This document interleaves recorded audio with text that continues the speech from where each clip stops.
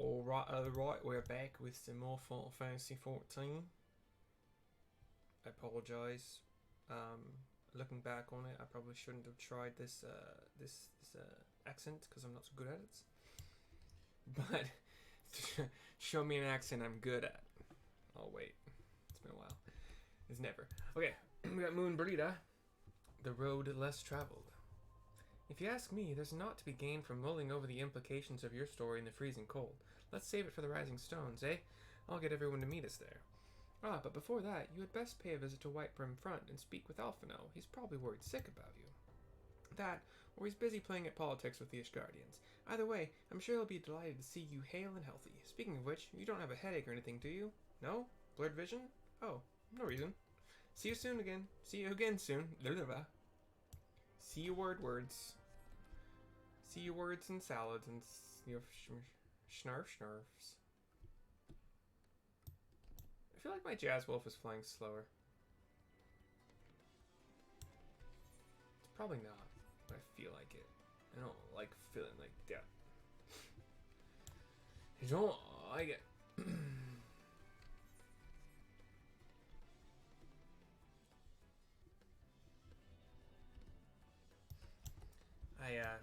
I had a little bit of nostalgia for some Star Trek, the Chris Pine, kind of versions, and I am in between making these videos tonight. I am watching the second one with Khan, some Cumberbatch Khan. There she is, and none the worse for wear. Was there ever any doubt that the Warrior of Light would succeed? I think I speak for us all when I say that I should like nothing more than to hear the shining tale of your victory, if you would be so kind. Then we were too late to prevent the summoning. But not too late to prevent further loss of life, an outcome worthy of celebration, and one for which we have mercy to thank. Yes, you are right, of course, Sir Aymeric. We should be content with what we have accomplished. I, for one, could not have wished for a better outcome. Shiva is no longer a threat, and the heretics have been routed. Aye, there is the matter of Iceheart's escape, but she cannot run forever. Whether it take days, weeks, moons, or even years, my knights will find her. In the meantime, Lord Driamont, is the caravan ready? The supplies that your men recovered have been prepared for transport in accordance with your wishes. Rest assured that my knights will see them safely to Revenant's Toll. Of that I have no doubt. I take it these are the self-same supplies the heretics stole from the house Four-Tomed caravan? Less the crystals which comprised the bulk of the shipment, yes, scarcely a fraction of that which was promised, but a meaningful contribution to your cause all the same. Ah, on an unrelated note, Mercy, might I trouble you to accompany me to Camp Dragonhead at your earliest convenience? 'Tis not for my benefit. A certain lord was most distressed when he learned of your intent to risk life and limb to stop Iceheart. It took 6 knights to restrain him, I am told. I think it's our good friend. Men give vent to their anxieties in myriad ways. Pray do not think less of him. I can't remember his name, but we were helping him prove that he wasn't a heretic while he was being accused by a heretic. As is how witch trials work.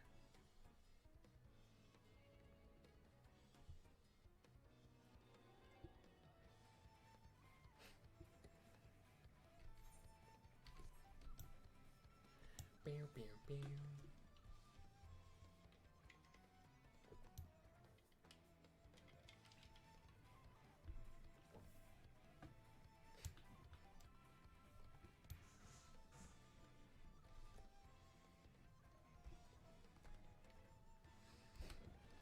Camp Dragonhead.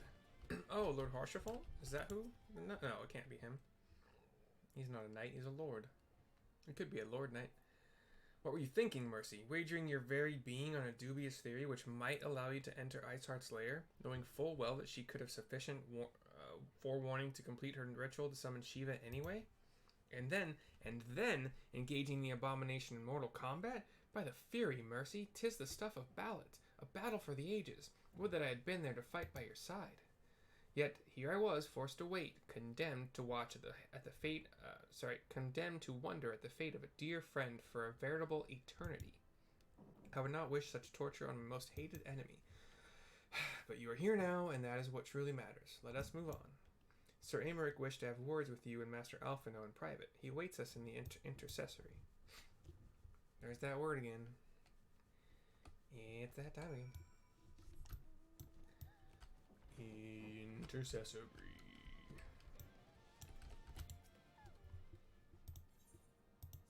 Better allow me in at once, yo.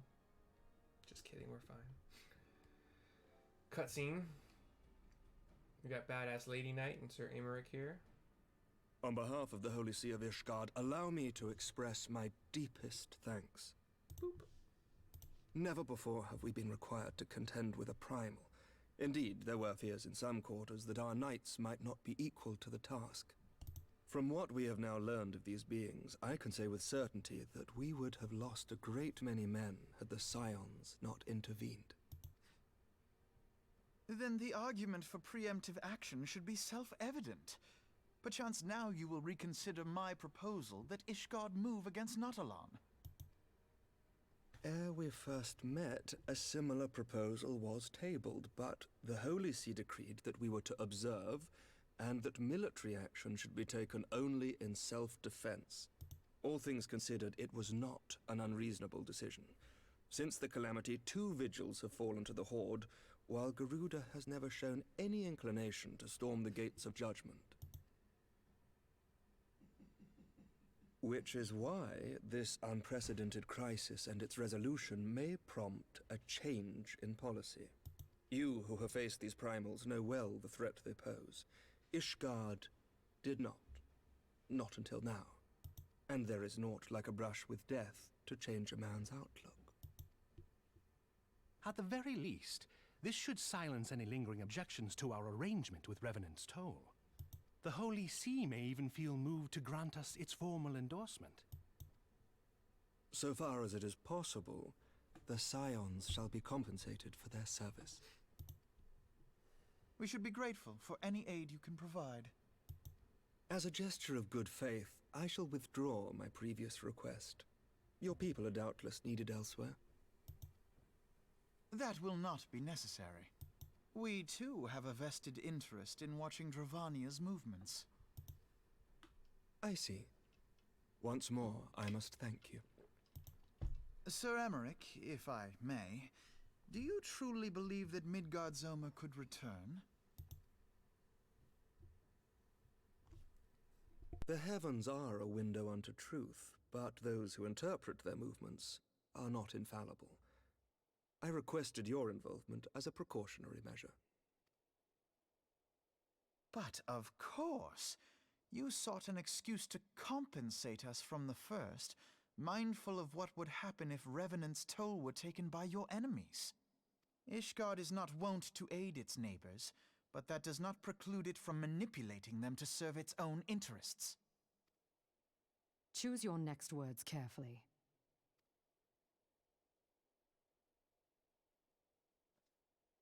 Do you know what sort of man becomes Lord Commander of the Temple Knights? One who comes from good stock. I did not. Yet here I am now. Why do you suppose that is? Because I swiftly learnt to tell the difference between words, deeds, and beliefs. You are correct, Master Leveilleur. Ishgard desires to see Revenant's Toll flourish, as it would present a troublesome obstacle to our enemies from the south.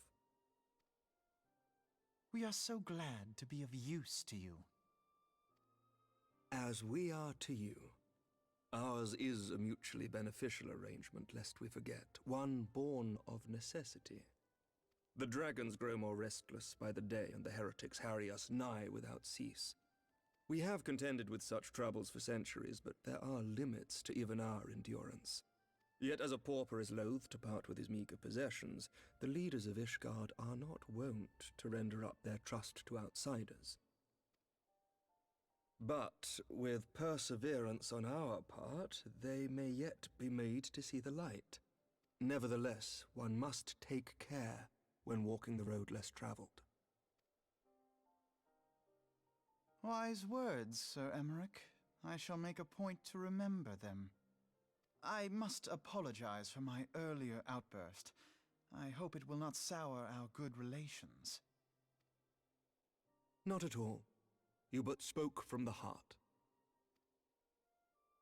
I trust you understand that at times my duties may prevent me from meeting with you.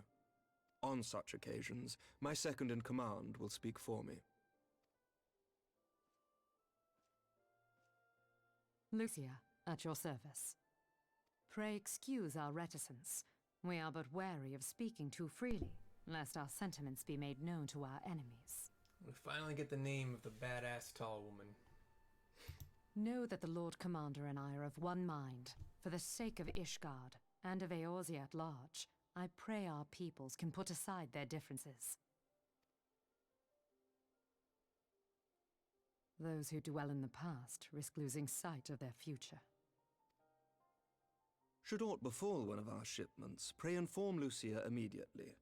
You may also relay to her any words you might have for me alone.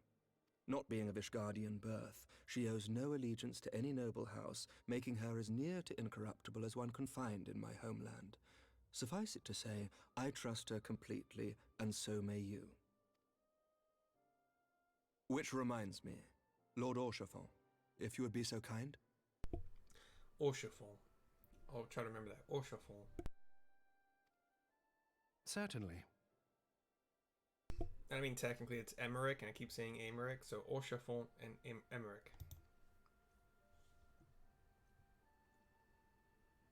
In times such as these, trust is ever in short supply. Mayhap this will go some way to rectify the problem. The results of our investigation into the heretics' recent attacks, as well as our interrogation of the merchant you detained. Sir Emmerich, I cannot thank you enough. Think nothing of it. Ishgard may be many things, but it is no friend to Garlemald. Did I not tell you to have faith, my friend?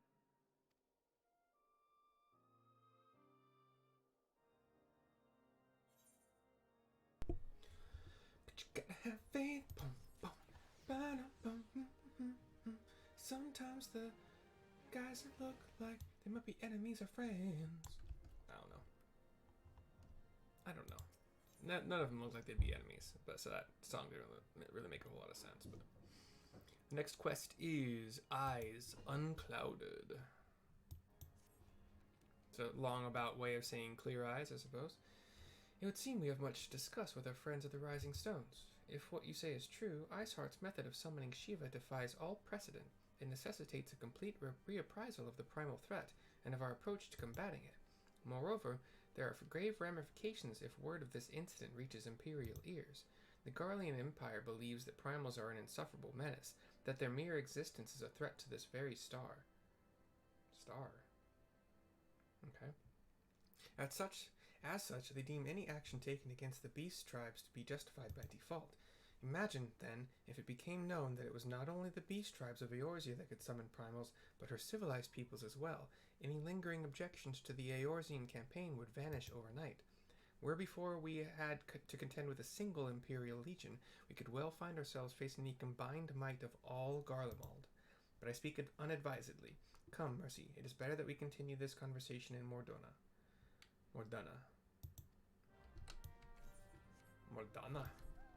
Aye. We traveling to Mordona?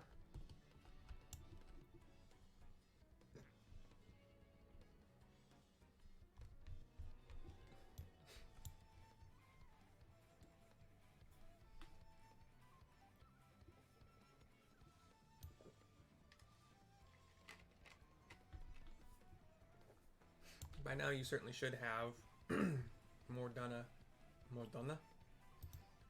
as, like, Revenant's Toll specifically, as your return point. And I do, but sometimes I just like to jazz wolf, you know? Sometimes I just like to jazz wolf across the snowy fields.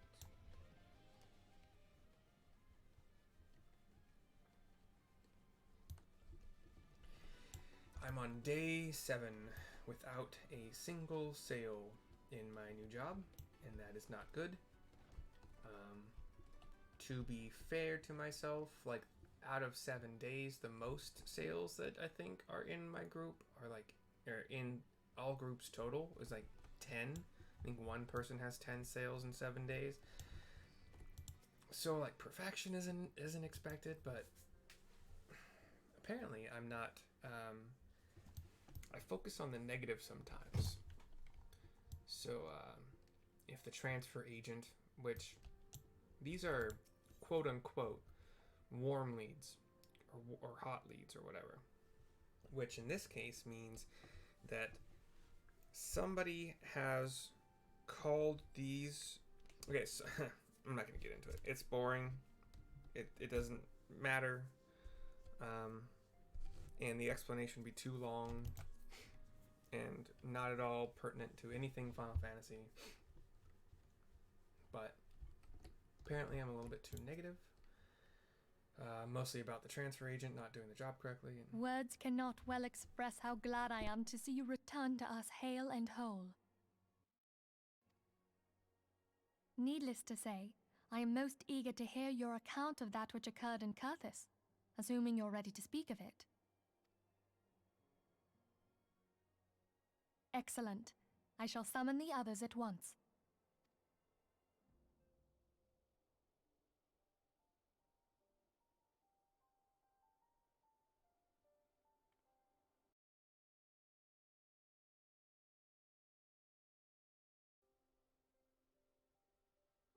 Iceheart used her own body as a vessel for a primal soul? Master Louisoix's writings make no mention of such a possibility. Can we be certain this entity was a primal? As certain as we can be that good King Mogglmog the 12th was a primal, I should think. Both were ostensibly summoned. Let's not quibble over definitions. Of more concern is the implication that Iceheart retained her will, even after she was possessed. We are talking about a mortal, wielding the power of a primal.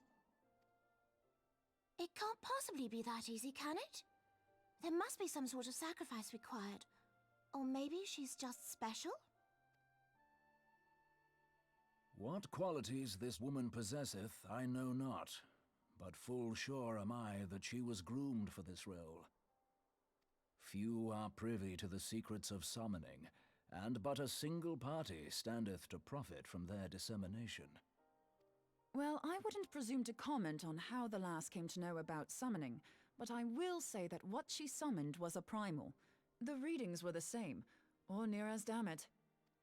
Strange as it all sounds, it's really no different from what you've faced before. Then mayhap it is time that we re-examined our previous encounters. Pack your things, Ida. We're going back to Gridania. Yes, sir. About Iceheart's final words to you. Hear, feel, think. Hydaelyn speaks to her as well. If Iceheart is blessed with the power of the Echo, she will doubtless have used it to further her goals. Or could it be that it was a revelation granted her by the Echo which first set her on this path? She did say that the Ishgardians were blind to the truth. Do you think she has knowledge of the origins of the Ishgardian-Dravanian War? It would do much to explain her unwavering conviction. Did not the Lady Iceheart implore thee to seek the Keeper of the Lake? And did she not imply that in so doing thou wouldst come to see with eyes unclouded? Midgard-Zoma was a king amongst kings who reigned for centuries on end. But he is dead and his wisdom lost to the ages. Unless the Ishgardians' fears are well-founded. It would seem we have yet another reason to stand watch over the Keeper of the Lake. For a mercy, we are well positioned to do so. she said my name. Iceheart, Shiva, Ascians, and Midgard-Zoma. I shudder to think how they're all connected.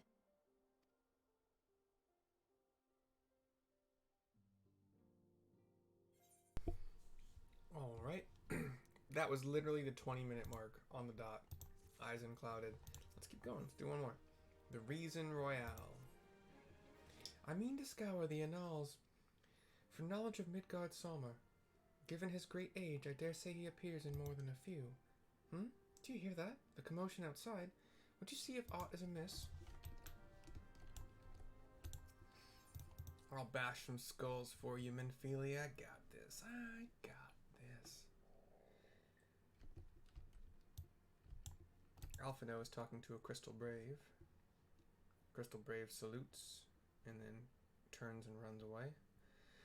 Mercy, 'tis well that you are on hand. We have a problem. Roaille has escaped. It happened shortly after the Immortal Flames took her into custody. She had been placed in a dungeon cell ahead of her coming trial, but apparently the accommodation was not to her liking. The turnkey was found slain along with 2 guards. 'Tis plain she received inside help. Citizens report seeing Roaille quitting the city via the Gate of Nald with a bloodied spear in her hand. She makes for Castrum Meridianum, and I am certain of it. With her fate in Eorzea as good as sealed, what recourse has she but to flee to her imperial masters? Even as we speak, Captain Eilbert and the First are hot upon Royally's heels. Pray make haste to Camp Blue Frog and join the hunt.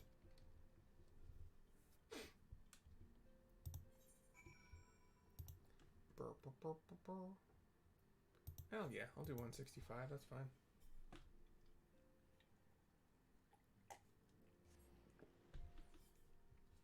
I've got my fill of Jazz Wolf travel for now.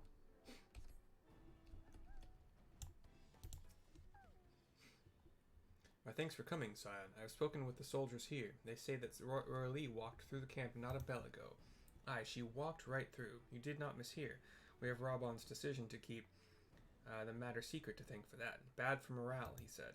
As a result, not a single flame in the garrison made any attempt to detain her, and so here we are. Roaille must not be allowed to reach Castrum Meridianum. Okay.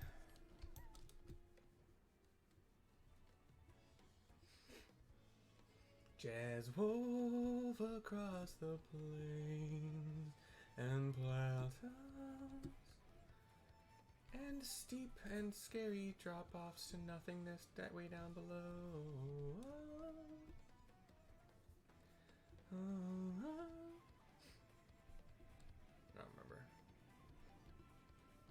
don't remember what, Riley? The made-up words to the song that you're making up on the spot? There is a dead or knocked out guard body here in a level 50 capped event. Luckily I'm on Red Mage, so I thought I was scared for a second I was on White Mage. This wretch was with Roaille. He threw himself at us that his mistress might escape. Oh, so they killed this dude or knocked him out. She didn't blink when we cut him down, not even when he started screaming. Nor loyalty even to her own, the god's damn harpy. He spits. With me, Sign, we almost have her. I don't trust anybody that spits. That came out. Don't worry about it. Never mind. Roaille she has got a giant black spear on her back. That's awesome. She's talking to some Imperial guards. And takes up a fighting stance when we approach. I'm gonna let you guys take the brunt of the attack. I'll take out this Centurion thingy. It's big and doing damage to everybody. I don't like that.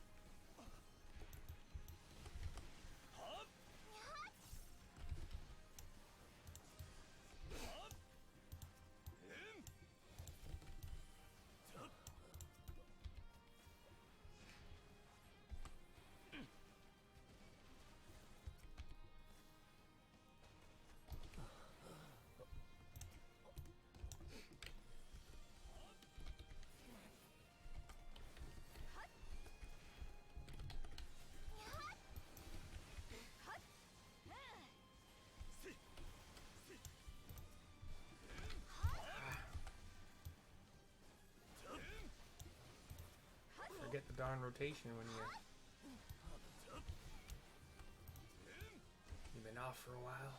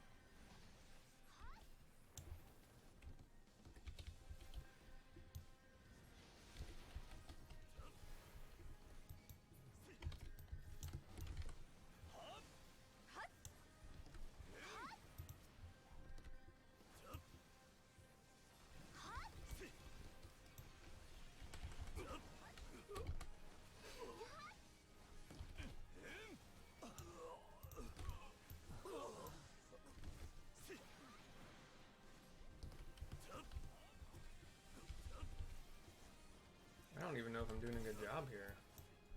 I don't know if there's other things I'm supposed to be killing faster. Are these things doing too much damage to my boys? Should be killing Aline. Can she not be killed? Oh, okay. I don't think she can be killed until everything that is summoned is killed, just like in some other ones. But they summoned some mechs, a lot of Imperial guards with different kinds of weapons and spells and such. It was just a matter of killing them all. There's some AoE and some single target. Bind her and do it tight. Yes, sir.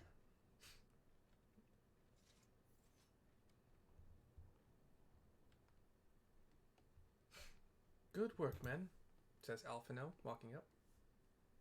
He and Ilberd salute each other. She and her Imperial cronies pushed us close, but we were better. Behold, behold, a respected officer of the Immortal Flames. People looked up to you as one of the Order's founding members, one of its pillars. It saddens me to see you fallen so low. What would you know of low? You, a spoiled little lordling who has never known any want. People such as you take wealth and birth for granted. You think it your God's-given right to rule over others. You know not of our plight, the injustice that we low-bornish guardians must endure. To the noble lords and ladies, we are not people, but resources to be consumed. I did what I had to do to survive, stealing, killing, even whoring myself. It is no fault of mine if fools imagine me a paragon when I join the flames. To hear you tell it, one would think you are the only person ever to have suffered. In case you have forgotten, Raban himself was born into poverty, as was I. We lived hand to mouth, with little more than the shirts on our backs. Hunger was our constant companion. Yet never did we bemoan our lot in life, nor did we begrudge others their fortunes. We accepted the hand that we had been dealt, and played it to the best of our ability. Life was a battle, aye, but no matter what fate threw at us, we took it on the chin and came back for more. Everything we have, we fought for. How are we any different, then? 'Tis true that we were both mercenaries of lowly birth, and 'tis true that we both had our fair share of struggles. But whereas I sold my sword, you, Marshal, you sold your comrades.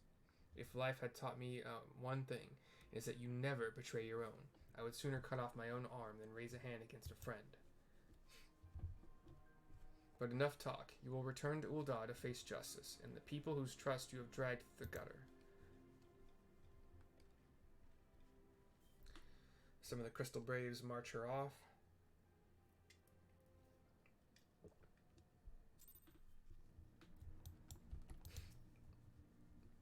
Not so much as a hint of remorse. 'Tis well this sordid business is finally at an end. A friend's betrayal cuts deeper than steel. We must hope that we have chosen our own allies with more wisely than Raban chose his. The reason Roaille or Royale, whatever, is over. Literally just... I've heard. Truly bothersome business. It was 30 minutes, but now there's a cutscene. No, I do not foresee a problem on that front. The main concern is Raban. There is no telling what the brute might do. Have the blades watch him in the flames day and night. If you didn't know, this is Teleji Adeleji. And he seems to be in that big meeting room with the big desk that, you know, he and the merchants and, or the syndicate, I guess, and the royalty of Ul'dah, Raban, and Nanamo? Princess Nanamo. Queen Nanamo? You may leave the Sultana to me. I shall personally attend her grace. What does that mean? No, like...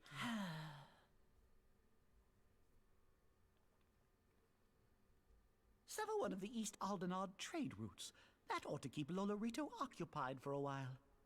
The first word was sever. I'm sorry if my sniffles cut that off. So sever one of the East Aldenard trade routes.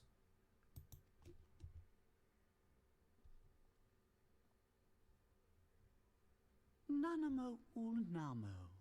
For my sake, pray be a good little Sultana to the last.